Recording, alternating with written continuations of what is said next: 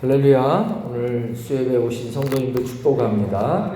창세기 13장은 아브라함이 그의 가족들을 데리고 다시 애굽으로 애굽에서 네겝으로 올라갔다라는 내용으로 시작합니다. 1절을 보시면 올라갔다 이렇게 써 있어요. 12장 10절에 아브라함은 기근이 심하자 애굽으로 내려갔었죠. 그리고 아브라함은 다시 애굽에서 하나님께서 약속해 주신 땅인 가나안으로 올라가고 있습니다. 1절 한번 읽어 보실래요? 13장 1절 시작. 아브라함이 애굽에서 그의 아내와 그의 모든 소유와 롯과 함께 네겝으로 올라가니. 아브라함의 신앙이 애굽으로 하행했을 때에는 그가 큰 봉변을 당했습니다. 애굽에서. 그래서 성경은 그가 다시 애굽에서 이 네겝에서 네겝으로 또 네겝에서 이 가나안 땅 위로 상행하고 있다라고 말합니다. 여러분의 신앙도 내려가지 마시고 상행선을 타시기 바랍니다. 예. 우리 박미래 집사님은 신앙의 지금 하행선이십니까? 상행선이십니까? 예. 제일 좋은 게 오셔서 엄청 막 상행하고 계시죠? 믿습니다. 예, 믿습니다. 예. 예, 다 상행선을 타십시오. 하행선도 가끔은 탈 수 있지만 상행선이 하나님의 축복의 길임을 1절이 말해주고 있습니다. 3절과 4절에서 아브라함은 베델로 다시 올라옵니다. 그가 가나안 땅에 제단을 쌓았던 12장에서 제단을 쌓았던 곳이 바로 베델입니다. 근데 그가 다시 네겝을 지나 베델에 올라가 누구의 이름을 불렀다고 그러죠? 성경에 여호와의 이름을 불렀다. 이것은 그가 지난 애굽행을 결정했던 이 불신앙과 불순종을 회개하고 그 땅에서도 자신과 가족을 지켜주시고 다시 약속의 땅 가나안으로 돌아올 수 있도록 인도해 주신 하나님의 은혜에 감사하는 믿음의 고백과 기도였습니다. 베델은 하나님의 집이라는 뜻입니다. 벳이 집이고 엘이 하나님이죠. 그래서 세상길을 걷다가 다시 하나님의 집으로 돌아와 회개하고 기도를 드리는 아브라함입니다. 누가 교회에 나와야 됩니까? 물론 잘 나오시는 분은 잘 나오셔야 돼요. 그러나 세상 속에 헤매고 있다가 믿음을 잃고 있다가 또 신앙을 잃고 있다가 반드시 다시 돌아와야 될 집은 하나님의 집, 바로 베델입니다. 교회입니다. 그래서 우리는 성도들을 또 이 죽어가는 영혼들을, 믿음을 잃은 영혼들을 교회로 다시 돌아오게 만드는 것입니다. 성경은 곳곳에서 다시 돌아와 하나님을 예배하라. 예배가 가장 중요한 하나님 앞에서의 믿음이라는 사실을 가르쳐 줍니다. 수요일에 여러분 다른 것 하러 오신 게 아니지 않습니까? 우리 다른 것 보러 온 것이 아니지 않습니까? 하나님의 집으로 여러분의 발걸음이 향했고 예배합니다. 여러분이 베델에 와서 예배하는 이 자리를 하나님이 기쁘시게 받으시고 또 여러분의 인생을 하나님이 반드시 책임져 주실 줄로 믿습니다. 예배하는 인생은 하나님이 반드시 책임져 주신다는 거예요. 하나님이 책임져 주시지 않으면 정말 쉽지 않습니다. 오늘도 이렇게 또 여러 가지 제가 상황들을 만나면서 또 여러 가지 일들이 하나님이 정말 지켜주시지 않으면 정말 목회할 수가 없겠구나 이런 생각이 들면서 내가 알지 못하는 순간에 하나님이 또 지켜주시고 붙들어 주시는 그런 일들을 만나게 됩니다. 그래서 가만히 생각해 보니까요, 모든 것을 알 수가 다 없어요. 목회자들은 모든 걸 다 알 수가 없고 교회 상황도 다 알 수 없고 성도의 상황도 알 수 없고 일어날 예측될 일도 알 수 없었고 또 지나간 일도 알 수 없습니다. 그러나 하나님이 지켜주셔야만 된다라는 것을 이 목회를 통해 계속 하나님 가르쳐 주시고 또 저는 배우고 있습니다. 그러므로 목회자를 포함해서 우리 모두가 제일 중요하게 할 것은 예배다. 예배는 저축이고 예배는 분명한 하나님 앞에서 우리의 살 길이다. 예배하는 자는 오늘 당장 무엇이 있다 할지 않아도 하나님께서 우리 인생 속에 일어날 모든 일들 속에서 우리 가족을 지키고 내 인생을 지켜주시는 분명한 하나님 지켜주심의 자리고 그 믿음의 자리라는 것을 여러분 꼭 믿으시기 바랍니다. 그러므로 예배하실 수 있을 때 꼭 예배하십시오. 늘 말씀드리지만 수예배는 과외입니다. 과외. 금요기도에도 그렇고요. 과외를 열심히 하시는 분은요 공부를 잘합니다. 공부를 잘하는 분들은 성적이 괜찮아져요. 공부 잘하는 게 성적 좋은 거죠. 그래서 인생이 괜찮아집니다.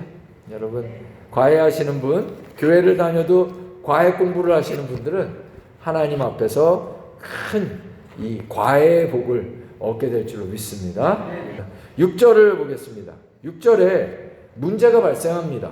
아브라함과 롯이 더 이상 함께 할 수 없는 일들이 생겨났습니다. 이유는 6절에 소유가 너무 많아져서라고 써 있습니다. 그것이 무슨 내용인지를 7절이 알려줍니다. 아브라함의 가축의 목자와 롯의 가축의 목자가 서로 다투었다라고 말합니다. 그것은 그들이 소유한 양과 소의 수들이 너무 많아져서 풀을 뜯을 목초지가 너무 작기 때문에 목자들이 서로 경쟁 속에서 다투다가 싸움이 났다라는 거예요. 물질이 적을 때에는 잘 지내다가 물질이 많아지면 싸움이 납니다. 물질에 대한 욕심 때문이죠. 자식들이 부모가 살아있을 때는 잘 지내다가도요, 부모가 죽고 남겨진 재산 문제로 형제간에 다툼이 나고 문제가 벌어지는 일들이 많은 것은 대부분 물질 때문입니다. 요즘은 살아생전에 부모와 자식 간에 자식이 너무 돈을 많이 벌거나 연예인이거나 이러다 보면 누가 문제가 생기든 생겨서 부모 자식 간에 재판도 하고 정말 안타까운 일들이 많이 생기는데 다 물질 때문입니다. 특별히 부모가 죽고 남겨진 재산 문제로 형제간의 다툼이 일어나는 이유는 고인이 유산 문제를 정리해 놓지 않고 떠나는 바람에 자식들이 재산 분배를 놓고 싸움이 일어나기도 하지만 정확히 분배를 해주고 떠나도 자녀들이 서로 불만을 품게 됩니다. 삼남매에게 똑같이 나눠줬는데 왜 맞이 대접을 안 해주냐라고 부모를 원망하고 자식들한테 형제간에 싸움이 납니다. 또 똑같이 나눠줘도 부모를 똑같이 나눠주면 이렇게 되고 반대로 차등해서 나눠줘도 왜 차별을 했냐라고 부모를 원망하기도 합니다. 이것은 부모가 자식들에게 재산 분배를 지혜롭게 하지 못했기 때문에 일어나는 문제가 아니라는 것입니다. 돈이 문제라는 것입니다. 물질 앞에서는 욕망과 욕심이 다른 무엇보다 선행하게 되는 인간의 죄된 본성이 나타나기 때문이라는 것입니다. 그래서 예수님은 이 사실을 분명하게 경고하셨습니다. 분명한 물질관을 세워라. 마태복음 6장 24절에 한 사람이 두 주인을 섬기지 못할 것이니 혹은 이를 미워하고 저를 사랑하거나 혹은 이를 중히 여기고 저를 경히 여김이라. 너희가 하나님과 재물을 겸하여 섬기지 못하느니라. 예수님은 이 땅에 살아가면서 우리가 돈을 상대할 수는 있지만 돈을 사랑한다라면, 돈에 집착한다라면 반드시 그 사람은 그것이 우상숭배가 돼서 그의 살아생전이든 죽음 이후든 그것으로 말미암아 문제가 생긴다라는 것을 가르쳐 주셨습니다. 기가 막히죠? 내가 죽으면 끝일 것 같은데 그렇지 않아요. 내가 살아생전 내가 가졌던 이 행동과 일들 때문에 문제가 반드시 이후에도 일어나는 거예요. 가족 간에. 그래서 내가 살아생전에 믿음을 택하고 하나님 앞에 예배하며 참된 믿음의 길을 간 사람은 아브라함이 죽고 난 다음에 무슨 일 벌었어요? 아브라함은 모를 수도 있어요. 근데 이삭이 농사를 졌는데 한 해 100배의 축복을 받았다는 거예요. 농사꾼도 아닌데. 아브라함, 그리고 하나님 이야기하시지 않습니까? 창세기 26장에 네 아비 아브라함이 가는 곳마다 나를 예배하고 그렇게 하나님 앞에 헌신했기 때문이라고 가르쳐 줍니다. 반대로 예수님의 이 말씀은 만약 너가 살아생전에 물질에 대한 욕망으로 두 주인, 하나님과 물질 중에 하나님도 섬기고 물질을 주인으로 섬겼다라고 하면 반드시 내 생애 아니면 이후에라도 그 일들로 인해 문제가 생긴다는 것입니다. 참 무서운 말씀입니다. 그래서 갈라디아서 6장에 보면 사람은 하나님을 속일 수 없다. 누구든지 하나님은 만홀히 여김받지 않은 그가 심은 대로 거둘 것이라. 우리가 심은 것은 반드시 거두게 되어 있습니다. 어떤 일을 심든지요 반드시 거둔다는 거예요. 그러므로 여러분, 오늘 여러분이 행하는 하나하나의 행동을 온전히 심으셔야 합니다. 믿음을 심고 거룩을 심고 그리고 주의 말씀을 향한 순종의 삶을 심으시기 바랍니다. 그것은 아무것도 아닌 것이 아닙니다.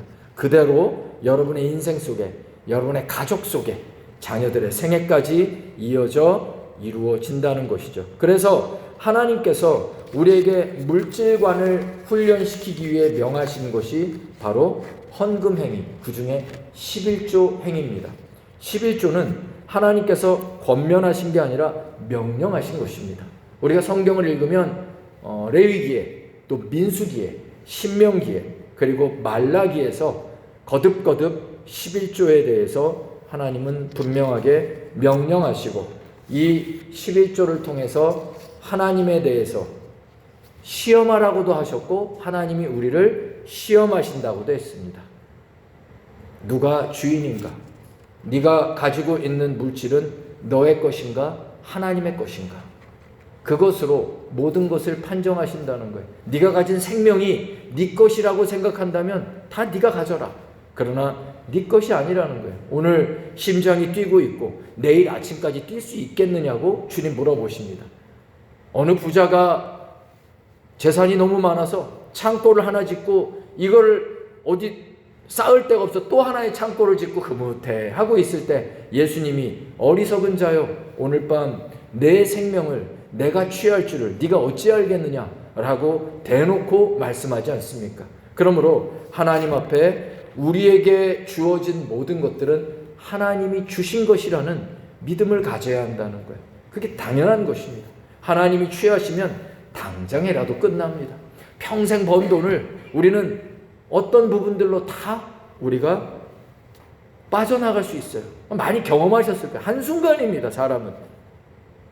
그게 건강의 문제든 어떤 관계의 문제든 내가 실수한 거든 의도치 않은 또 부분이든 하나님 앞에, 그래서 우리는 항상 하나님 앞에 엎드리고 주님이 명하신 대로 행해야 한다는 것이죠. 그런데 오늘 보니까요, 창세기 13장에서 하나님께서 아브라함에게 이 물질관을 훈련시키고 있다라는 것이에요. 8절에 보니까 아브라함은 롯에게 우리가 서로 친족이니 너와 내가 내 밑에서 일하는 목자들과 너의 목자들이 서로 다투게 하지 말자라고 하면서 9절에 놀라운 제안을 합니다. 9절 한번 읽어보겠습니다. 내 앞에 온 땅이 있지 아니하냐? 나를 떠나가라. 내가 좌하면 나는 우하고 내가 우하면 나는 좌하리라. 10절에서 롯은 이 삼촌 아브라함의 말을 듣고 사양도 안 해요. 롯은 눈을 들어서 요단 지역을 봅니다. 물이 많고 기름진 땅 아닙니까? 소돔과 고모라, 거길 택해버려요. 11절과 12절에 롯은 소돔과 고모라 도시가 있는 요돈 동편 지역으로 떠났다라는 거예요. 아브라함은 가나안 땅에 계속 머물렀다고 기록합니다. 아브라함의 행동을 어떻게 보십니까? 그는 조카 롯에게 통 크게 양보하면서 그가 먼저 좋은 땅을 골라 떠나라고 했는데 아브라함은 바보고 눈이 없고 또 경제적인 관념이 없어서 그랬겠습니까? 양과 소를 키우는 아브라함에게도 물이 많고 기름진 목초지를 먼저 가지는 것은 사업적으로나 그의 재산을 지키는 생존권에 큰 영향을 미치는 중요한 부분이라는 것을 그가 모르지 않았을 것입니다. 그렇다면 아브라함이 원래 화통한 사람, 남자 같은 아주 그런 스타일이라 그랬을까? 만약 그가 그런 상남자 스타일이었다면 애국 가서 자기 아내를 누이라고 속이며 자기 목숨을 부지하려고 했던 그런 졸보 같은 행동은 하지 않았을 것입니다.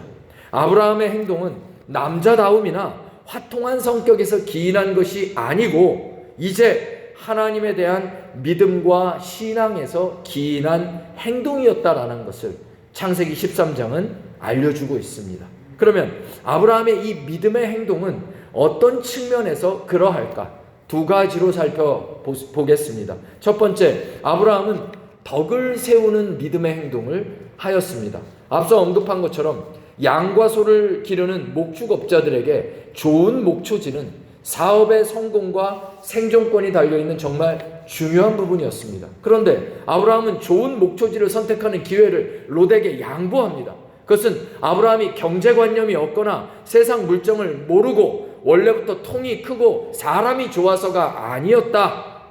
하나님의 영광을 우선하는 믿음으로 덕의 신앙을 세우기 위함이었다는 것입니다.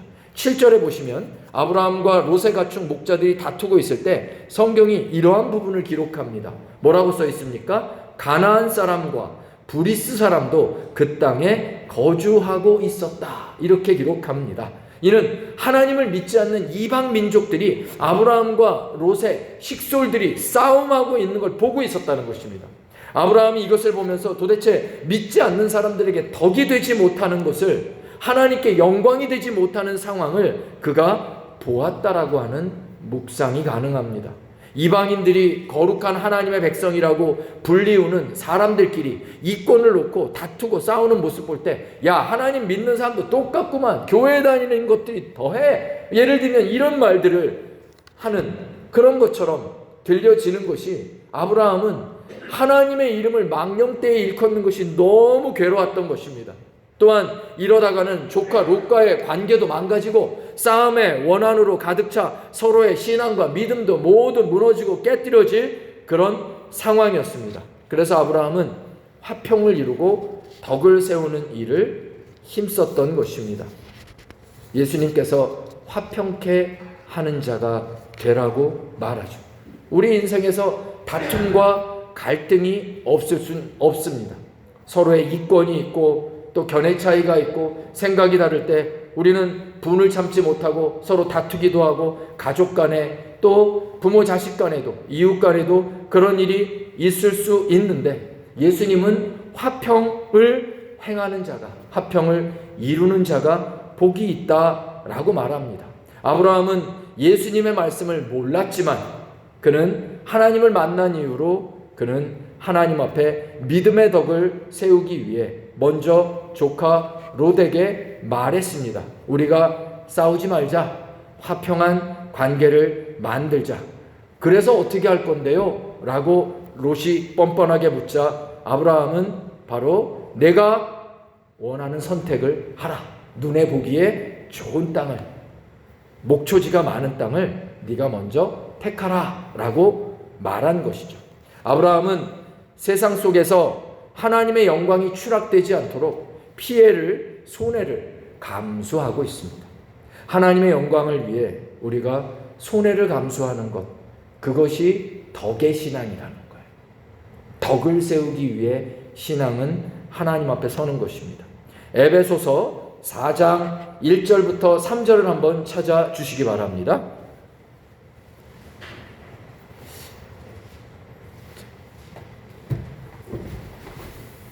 에베소서 4장 1절부터 3절.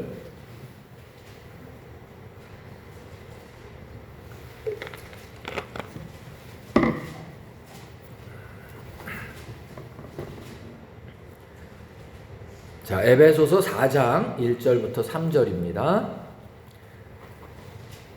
같이 한번 읽어볼까요? 그러므로 주 안에서 갇힌 내가 너희를 권하노니 너희가 부르심을 받은 일에 합당하게 행하여 모든 겸손과 온유로 하고 오래 참음으로 사랑 가운데서 서로 용납하고 평안에 매는 줄로 성령이 하나 되게 하신 것을 힘써 지키라. 성령은 교회를 평안의 줄로, 공동체를 평안의 줄로 하나 되게 서로 묶어 놓으셨습니다. 근데 마귀는 교회의 하나됨을 깨트리기 위해 여러 가지 형태로 공격을 하죠. 그때 성경은 이렇게, 하나님은 이렇게 말씀하십니다. 교회의 하나됨은 시간이 지난다고 저절로 지켜지는 것이 아니다. 어떻게 해야 되는가? 성도들이 힘써 노력해야 한다는 것입니다. 힘써 지켜야만 하나됨이 되어지는 거지 저절로 되어지지 않고 본능적으로 되어지지 않는다. 그러면 어떻게 하나 될 수 있는가라고 할 때 성경이 무엇을 말합니까? 모든 겸손과 온유와 오래 참음과 사랑과 용납하는 행위가 있을 때 가능하고 이루어진다라고 말합니다. 아브라함과 롯이 서로 딱 맞는 합의점이 있고 상황이 되어서가 아니라 상대 앞에 낮아지는 겸손과 온유와 오래 참음과 사랑에 용납하는 행동이 있을 때에만 하나 될 수 있다는 것입니다. 아브라함은 신앙의 덕을 생각하며 조카인 롯 앞에서 자신의 이권을 낮추는 겸손과 온유의 행동을 하였습니다. 하나님께서는 이것을 귀하게 여기신 것입니다. 공동체를 깨트리지 않고 성령께서 하나 되게 하신 것을 지키기 위해 겸손과 온유의 옷을 힘써 입는 사람을 항상 보신다는 것이죠. 하나님의 영광을 위하여 그 영광된 이름을 망령되게 하지 않도록 신앙의 덕을 생각하며 오래 참고 사랑으로 용납하는 행동을 하는 사람을 보시고 그것으로 역사하시는 것입니다. 하나님께서는 그러한 믿음으로 행동하는 아브라함을 보셨습니다. 그리고 두 번째, 아브라함은 복을 주시는 주권자 하나님을 믿었다라는 것입니다. 아브라함은 사업적으로 물질적으로 많은 손해가 날 수 있는 이 양보의 행위를 했던 것은 앞서 말했듯이 아브라함이 원래부터 통이 크고 사람이 엄청 좋아서 그런 것이 아니라 그는 애굽에서 하나님이 주권자 하나님이신 것을 분명히 체험한 것입니다. 깨달은 것입니다. 아브라함은 이제 알았고 믿습니다. 물질이든 무엇이든 이 세상의 모든 것은 하나님이 내게 주셔야만 가질 수 있지, 내가 내 방법으로 내 꾀로 내 아내를 동생이라고 말하고 살아남으려고 애를 써도 그것은 계속 봉변을 당하는 일이라는 것을 그는 깨달은 것이고 계속 꼬여진다는 것입니다. 자신의 꾀와 자신의 방법은 꼬여지는 것이고 모든 것은 하나님의 주권 속에서 이루어지고 하나님의 은혜 속에서만 회복되어진다는 것을 아브라함은 분명하게 깨닫고 알았습니다.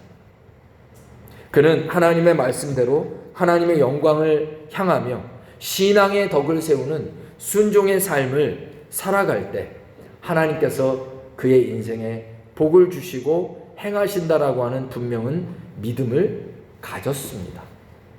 성도 여러분, 우리에게 복을 주시고 우리의 삶을 일으키시고 우리의 삶을 회복하시는 분은 하나님이신 줄로 믿습니다. 이건 제 말이 아니라 하나님이 하신 말이죠. 사람이 계획을 세운다 할지라도 뭐라 하셨습니까? 하나님께서 그들의 길을 인도하시고 진행하시고 역사하시는 분은 하나님이시다.